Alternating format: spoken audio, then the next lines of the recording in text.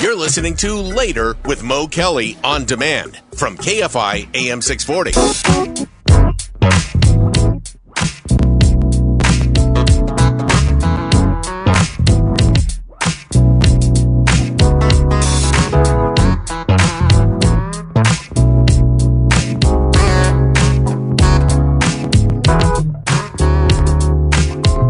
KFI Mo Kelly, we're live everywhere on the iHeartRadio app.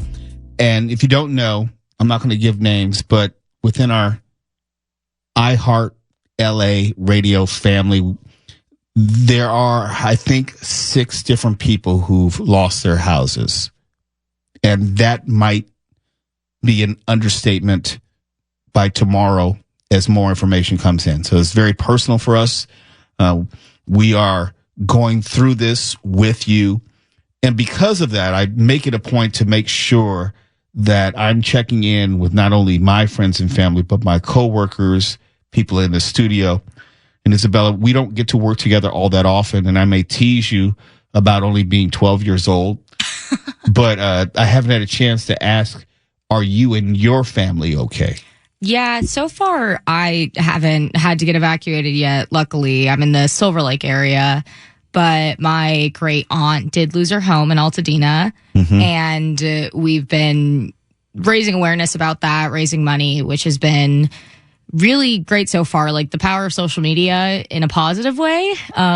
It's been really, really good to see, and I've been doing my best to, there's a lot of bars in my area that are actually like taking donations and stuff like that. So that's been really great. But me personally, so far, so good. And a lot of my other relatives in Los Angeles live more in like the Koreatown area too. So far, so good. I think there's a generational difference. I'm old enough to compare this with other disasters in Southern California. I remember how Angelenos responded to like the Northridge earthquake. You wouldn't have any memory of that other than looking it up on the internet and remembering what the YouTube video said. But the country is very different now compared to previous disasters, which were specific to Southern California. We're much more coarse in our rhetoric. We're much less empathetic in how we deal with each other. If you just look at social media, we're much more guided by politics and grievances as opposed to empathy for people. And I'm very disappointed and dismayed. But I look at that as someone who remembers what Southern California was relative to what it is right now. You're of a different generation. In your conversations with people in your age group, what are they saying about these fires? What are they feeling about what is happening? It's so funny. I have been saying I am so sick of living through unprecedented times. I feel like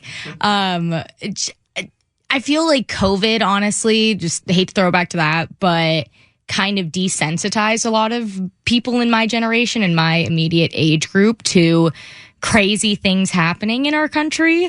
And specifically in California now, I'd say it's not that they're not sympathetic and not aware, but desensitized is the word that I would use, because I just see a lot of people who were evacuated still posting on social media, still, in good spirits, which is a good thing. But I just think everyone is so desensitized now to everything. It's pretty crazy. Well, it's a leap from being evacuated to losing your home. There are thousands of people who have been evacuated, but not permanently displaced. Exactly. Yeah. And that might be part of that equation. But I'm always curious because I remember what it was, let's say after 9/11, what it felt like here in Los Angeles. I remember feeling as if we didn't know whether 9/11 was going to continue and was also going to include Los Angeles. I just know in my conversations with people who worked in the federal government and worked in the White House during that time, there were concerns that LA was also going to get hit major landmarks as a part of an extended attack. And LA was just a different place. If you wouldn't remember this, but after 9/11, there was a swell of unity in this country. Not seen since, that's for sure. And I don't know if we would ever be able to duplicate it if, unfortunately, we were to have another major event like that. I think it's different. Your experience is obviously very different than mine. And I think about the people that I know, just like Tuwala, who may have lived, or families may have lived in these houses for many generations. Right. And we're just at the point, I think your generation going forward, less so than our generation, my generation, Generation X, we are still kind of that bridge where we have a lot of physical items, a lot of physical media documents, where your generation is all about digital, online, cloud. Yeah, 100%.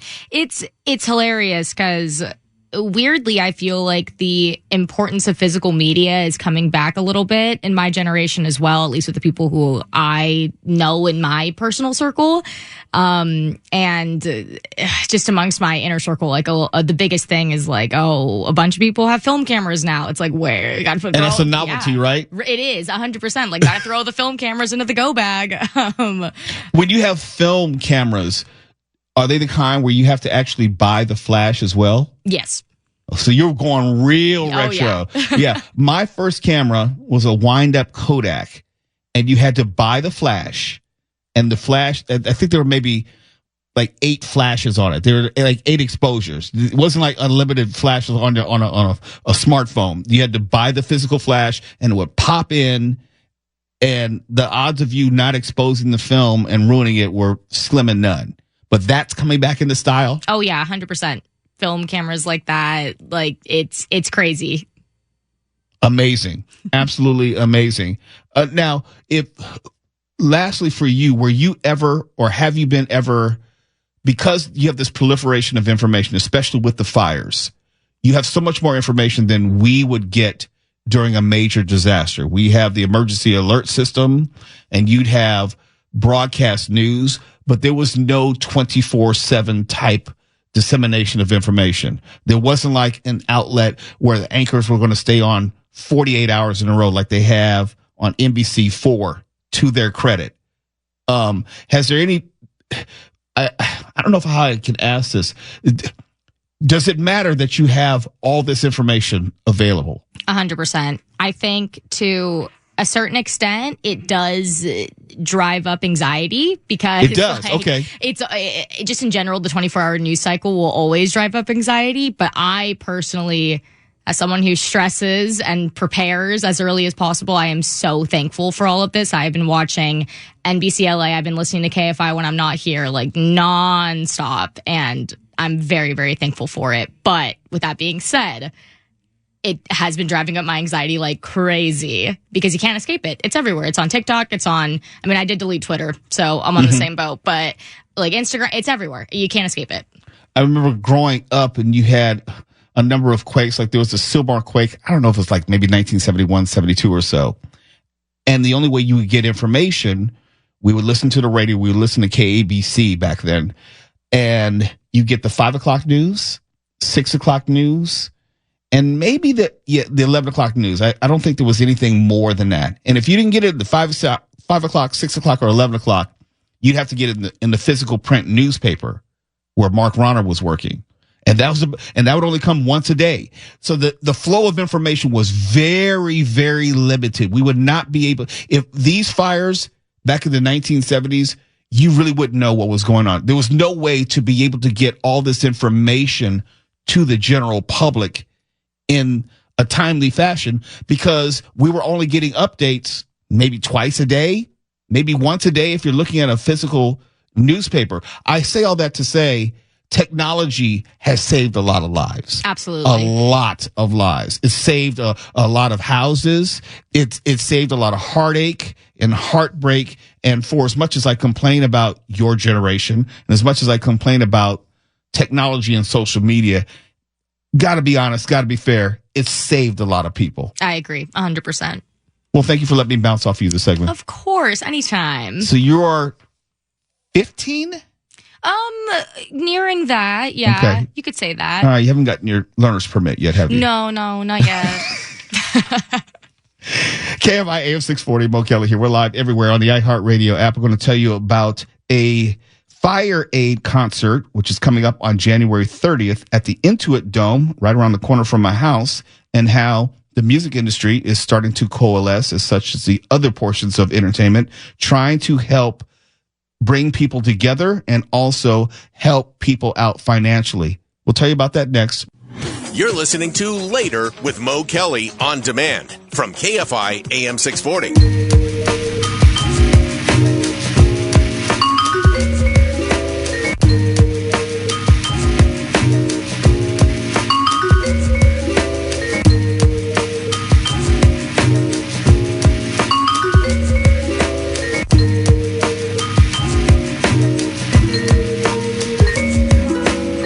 Be sure to check out the podcast on the iHeartRadio app or wherever you should get your podcasts. Maybe it's Apple Podcasts or it's Podcast Addict, Spreaker. Wherever you get your podcasts, you can find the Later with Mo Kelly show podcast. There's a lot of good information on there, specifically around the fires, specifically the evacuation zones, the curfew, which is now in effect for all of those evacuation zones from 6 p.m. to 6 a.m. If you don't know, the curfew is in effect for those evacuation zones. Do not go in. Don't try to go in. You will be arrested. And we know that the National Guard is there patrolling. You don't want to play around with that at all. You don't want to have a misunderstanding, as they say. So the curfews are in effect for just the evacuation zones. We've told you about the expansion of the Pacific Palisades fire and that evacuation zone. Mark Ronner will have an update on that at the bottom of the hour. And as we move through this fire disaster, the attention has slowly begun to turn toward restoration of the community. I'll put it like that. And the Intuit Dome, the new Clippers arena, will be hosting a benefit show dedicated to rebuilding communities devastated by the fires and supporting efforts to prevent future disasters throughout Southern California. It's going to be called FireAid, an evening of music and solidarity.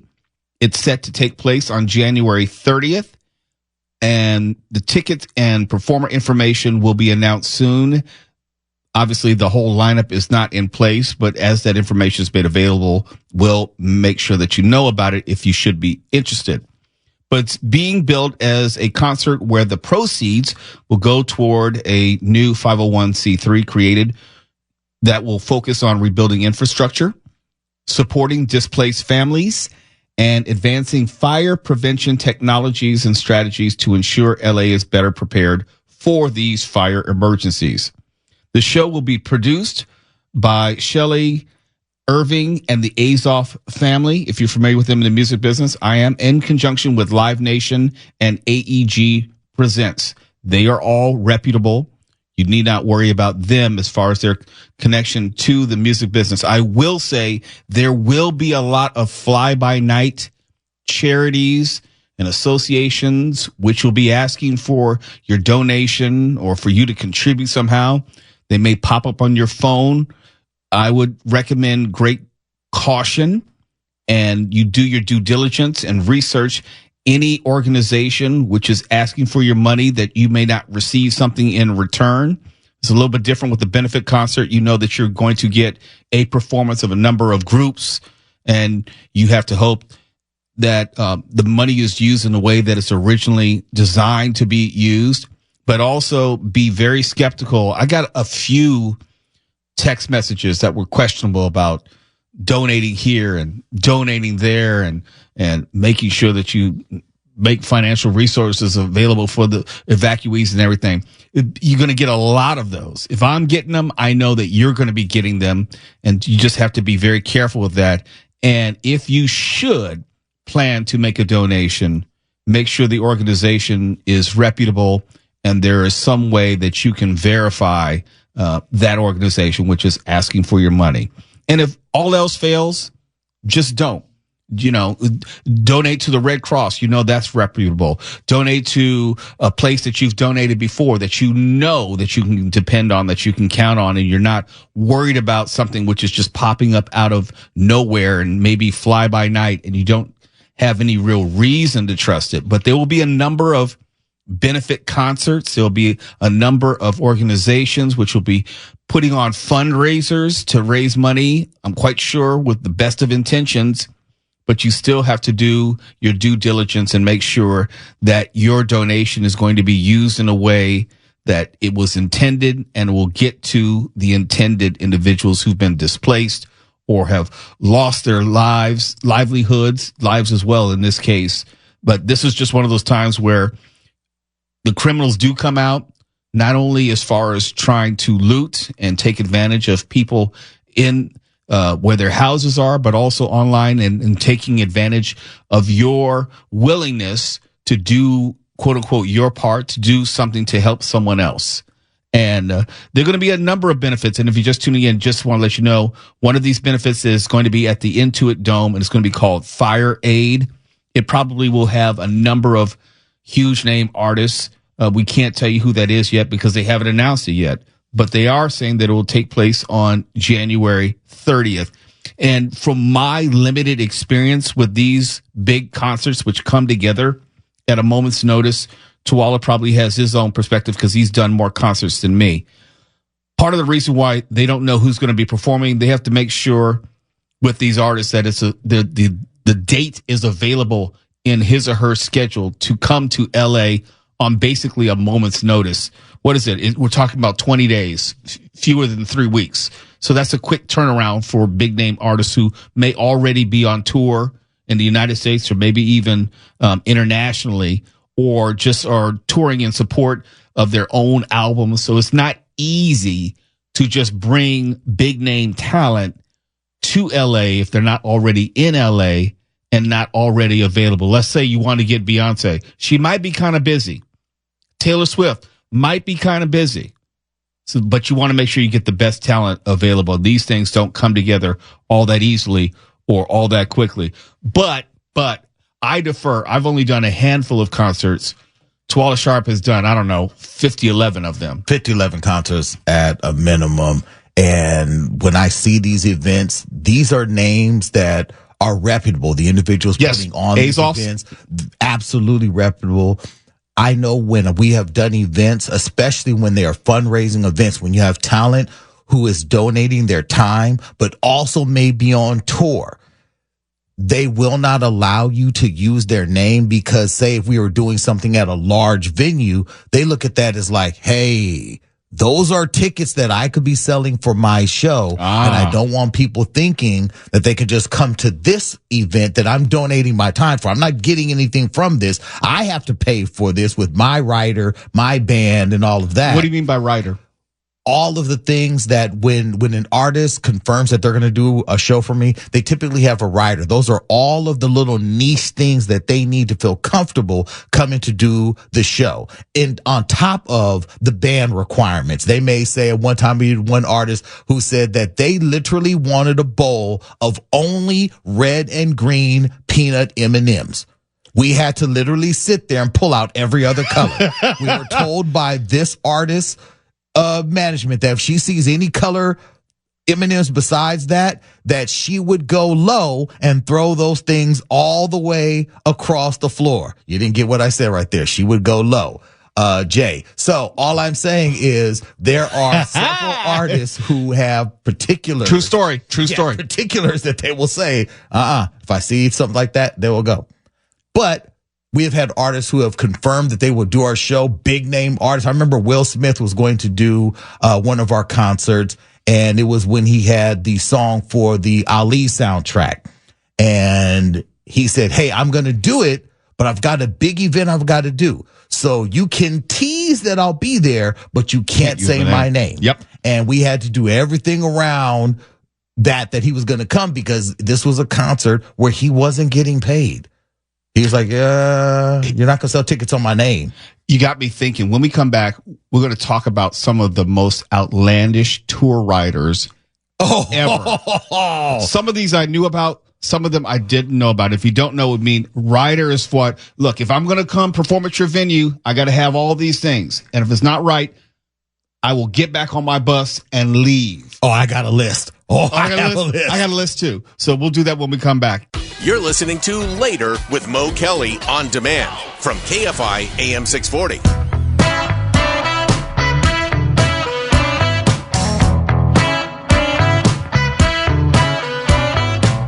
KFI Mo Kelly, live everywhere on the iHeartRadio app. And I was telling you last segment about this upcoming FireAid benefit concert for California wildfire victims. It's set for January 30th at the Intuit Dome. And I was explaining, I can't tell you the lineup yet. It hasn't been set, but I also want to give you some context as far as why they can't use artists' names in advance. And I called in Tuala, who's produced any number of concerts, and Tuala reminded me that a big portion of this, you have to negotiate the rider as far as what the venue and the promoters will provide for a Beyonce or a Mariah Carey or Rihanna or Taylor Swift to come be part of this. And I say those names because these big names will probably be a part of it. Expect those names. But for them to come, it's largely dependent on whether they can free themselves if they're right in the middle of a tour. They can fly in. Are they flying in from New York? Are they flying in from Texas? Or would they be flying in from Prague? You know, those are the things you have to worry about. And also whether the promoters are willing to accommodate their rider. And there are some really outrageous riders. The first one I'll tell you about is Mariah Carey. I can confirm this one because I vaguely remember what we had to do when she was going to be performing at the Grammys when I was there. Now, her backstage area has to have a certain size. There has to be a certain room to it. It's not, you can't just put Mariah Carey in any room. It has to be the size of like a hotel suite. And her rider requests the door open to a living room space, not the dressing room. So it has to have like a living room area in addition to the dressing room. All rooms should be draped and the couch must not contain busy patterns. The room temperature has to be set to 75 degrees. I'm not going to argue that because singers, they do not want a cold room. It affects their voice. So I won't get angry about that. Food and drink requirements.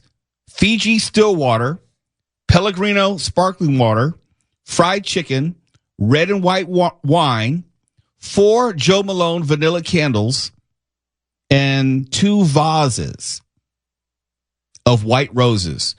Coke and Gatorade sugary drinks, and there's also sugarless gum, and there's small bottles of room temperature water, lemons, honey, and that's just some of the stuff of her rider. What do you remember, Tuala? I remember when we booked recording artist Jill Scott when she was still singing before she got into just mainly acting, and she required a dozen long stem white roses, a large bottle of Cristal, and a large bottle of Moet.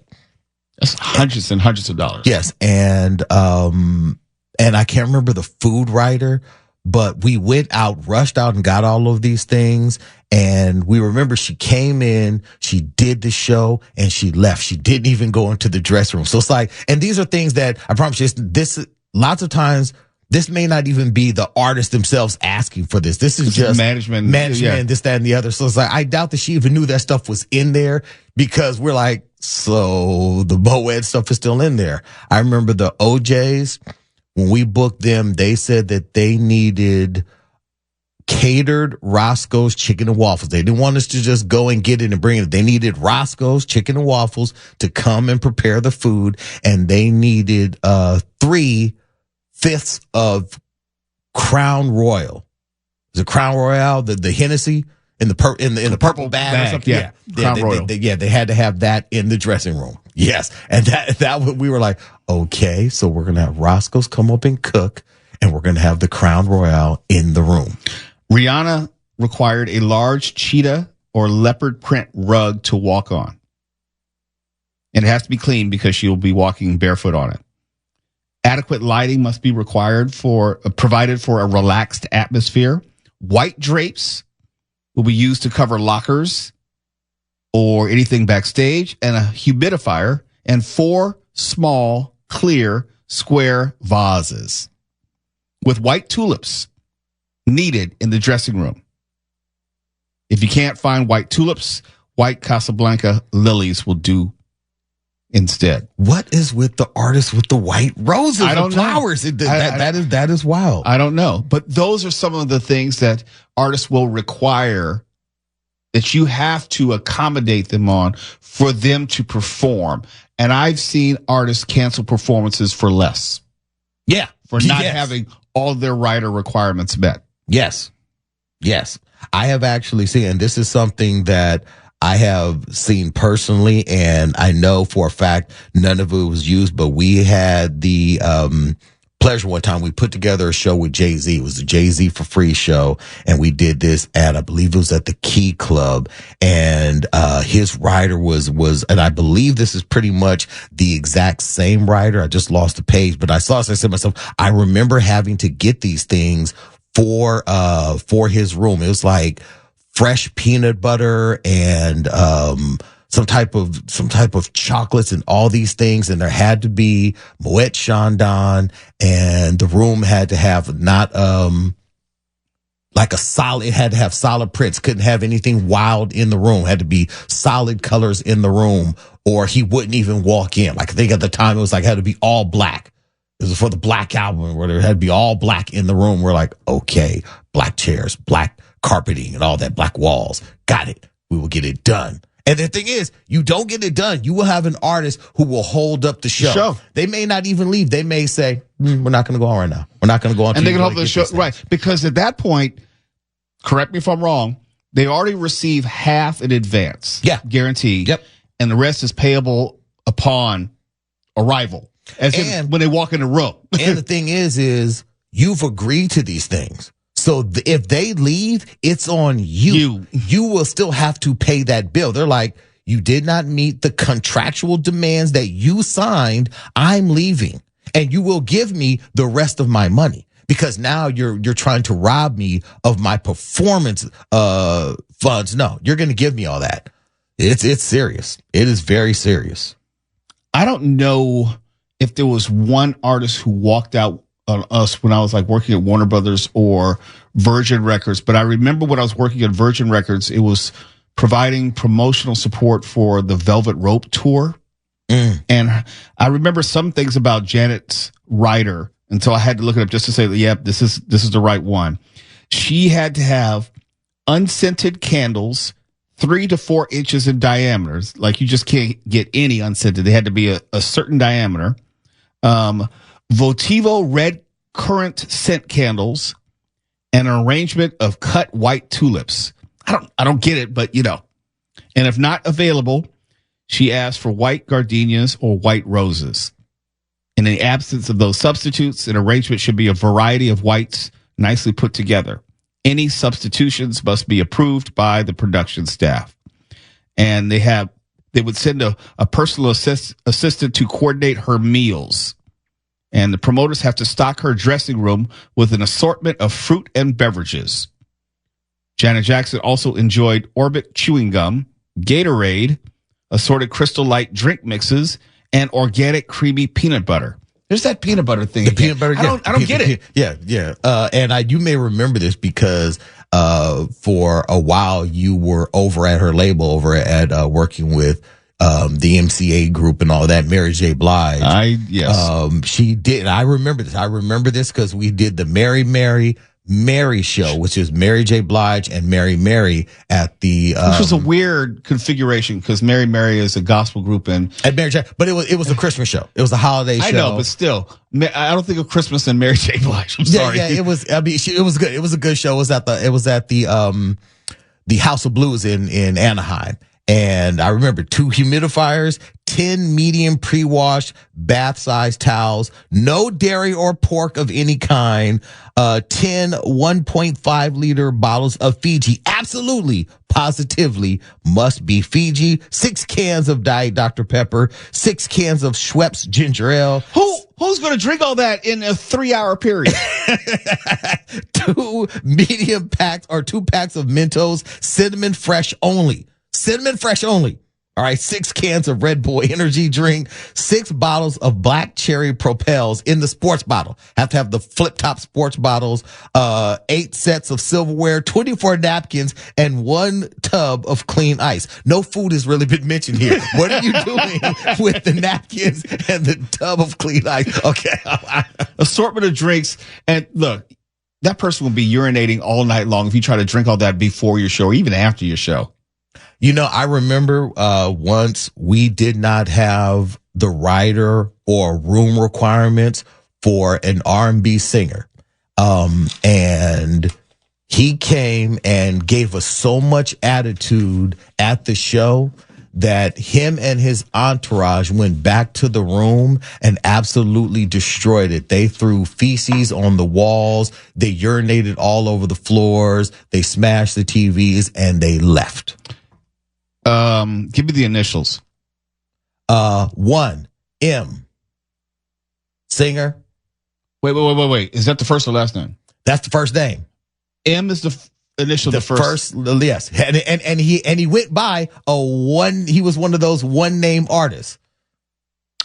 Oh, I bet I know who it is. Last initial of his first name is O. Okay, I know exactly who it is. I was hoping it was Morrissey. No. You know what? The rock writers, comparatively speaking, are more reasonable. Not always, but like the Foo Fighters, they asked for McDonald's, Best Buy, and porno. What? I love it when people get so insane with fame that they start acting like Caligula. I demand a donkey, 6 tubes of super glue, a midget, and 4 bowling balls. No. That's politically incorrect. It's height challenge person. Well, I was role playing. Okay. Like I was talking about the Foo Fighters, Dave Grohl also required that excess food must be donated to a local soup kitchen. That's not bad. No, that's what I'm saying. It's just different. It's a different. I know for R&B and hip hop artists, it was almost like a status thing to have an outlandish tour writer. It just did. But I think it's some of the younger people because I do remember like Tina Marie, rest in peace. All Tina Marie wanted was to make sure we had a finely tuned white piano because that went with her set. And that was it. She was like, I don't need anything else. I'll bring whatever else I need. I just need a finely tuned white piano to play on. Patti LaBelle, she was like, she just needs to make sure the floor is clean. Make sure that the stage. Because she's getting ready to walk barefoot. Because she would be kicking off her shoes. Like that was one thing. She was like, just make sure the floor is clean. Because if I kick off my shoes, I cannot be walking on anything dirty. And no one can walk on the stage before she gets on. She said no one can walk on. The floor must be it must be waxed and cleaned. That was it. So when we know, that was a long way of saying when we find out who's going to be performing at this FireAid concert, we will let you know. But all this is being negotiated right now. Because of things just like this, the tour writer. You're listening to Later with Mo Kelly on demand from KFI AM 640.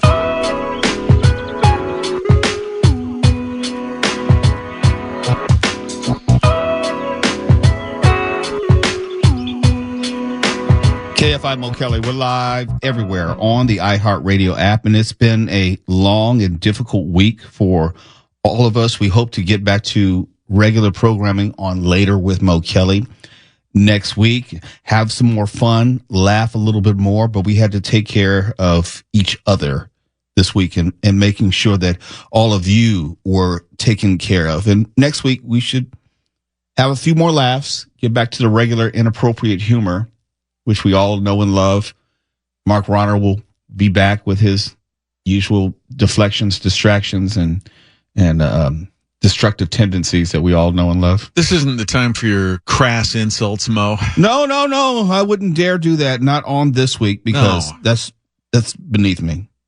And I just have too much respect for you personally to do such a thing. Your sarcasm is doing just fine, it seems. I don't know what you're talking about. Did want to let you know this. You may remember at Pastathon, we had an item that we were auctioning off. And it was the opportunity to co-host Later with Mo Kelly for not 1, not 2, but all 3 hours of the show. And we had a wonderful individual who stepped up and outbid a number of people for that opportunity, Paul Berry, and he's going to be joining us in studio at the end of the month, January 31st, the last day of the month. And it's a Friday, and we're going to have a typical Friday show. We're going to laugh. We're going to act foolish. We're going to play Name That Movie Cult Classic. We're going to give away some prizes as well. Just got word we have some more mugs and some other tchotchkes coming our way that we'll be giving away, thanks to Neil Saavedra. It's my understanding, and I'm hoping that he spends some time talking about it, that our winner has a company that catalogs sounds from Disneyland. Yep. And it's an audio experience of an audio tour of the park. I cannot wait to hear about that experience, because sometimes I have gone to Disneyland and just sat and closed my eyes and just take in the sounds, and like go over to Adventureland and just all the sounds. I love that concept. So when I heard him talking about it at Pastathon, I'm like, oh, you got to promote this. Remain seated, please. Permanecer sentados, por favor. Mark doesn't get that. He's never been to Disneyland, so he wouldn't understand that. Mark, I was busy doing important work just there's now. There's nothing going on in the world right now. Ignoring your juvenile taunts. There's nothing more important at this serious time. Remain present. Juvenile taunts. Remain seated, please. Permanecer sentados, por favor. You never heard that, like, on a Matterhorn? Wait, have you ever been to Disneyland? Yeah, I think when I was like 6 years old, I went on the Matterhorn. Oh my God. There we go. It's beneath him. It's too juvenile to go on a ride in an amusement park. Why is it fun to do that as an adult? Depends on who's. You're crazy. Thank you. Don't take their side. Don't you dare take their side. She is an adult. She can speak her mind. So now she's I'm an barely adult. an adult. Barely. Hey, children are seen, not heard. Oh my God. Wait, whose side is everybody here on? What is going on here? I'm on my side. Go ahead, Isabella. No, Disneyland rules. You're crazy, Mark. I'm sorry. It's also expensive. If I'm going to spend that kind of dough, I have other things ahead of it in line. You could have gone at the holiday event for the price of $0. Well, I may, if we're still doing that in the future. But you could have gone just a few months ago. You didn't take the opportunity. I probably had to work. I work all the time. Have you noticed I never take days off unless I have like dental surgery? Why you keep making these excuses? You have to make time for that which is important. I have to serve our listeners first and foremost, Morris William. Why you got to bring my government name into this? Because that indicates the seriousness of the situation. Isabella, he's just jealous because I got my William as my middle name before he got his. Right. That's what it is. Quit bragging about your age there, Grandpa. Hey, that's all right. Get off my damn lawn. Get off my lawn. This is not the time to spray anybody down with your hose. And take your bicycle with you. Yeah, pedal away. You go home and soak your teeth. It's almost 10 o'clock. Isabella, do you get that reference? I'm being serious. Yes. Okay, just want to make sure. Okay. With people getting implants and everything, you don't get to see dentures like you used to. When I was growing up, I just assumed my dad was like born with only 28 teeth or something. Oh, let me tell you, at the one of the first newspaper I ever worked at, there was the local car dealer, the big car dealer in town in Lafayette, Indiana. We got leaked video outtakes of a commercial. This guy's dentures flying out as he was filming the commercial. It's the best thing I've ever seen. Look, I am not going to ever wear dentures. I will have holes in my smile, or I'll get some implants. I don't know if I can do implants again. That was a horrible experience. Ooh, let me tell you. Ooh, I got a couple of those coming up. If you could not go into detail, that would be great. You need to know in advance. No, please. You need to know because you don't want to be surprised. I'm already petrified. You need to know when they're going to drill through your jaw. Yeah. I have the drugs lined up so far in advance. I don't want to even be there for it. There's nothing like the sound and smell of a dentist drilling through your jaw. Look at the time. Have a great weekend. KFI AM 640. We're live everywhere on the iHeartRadio app. KFI and KOST HD2. Los Angeles, Orange County. Live everywhere.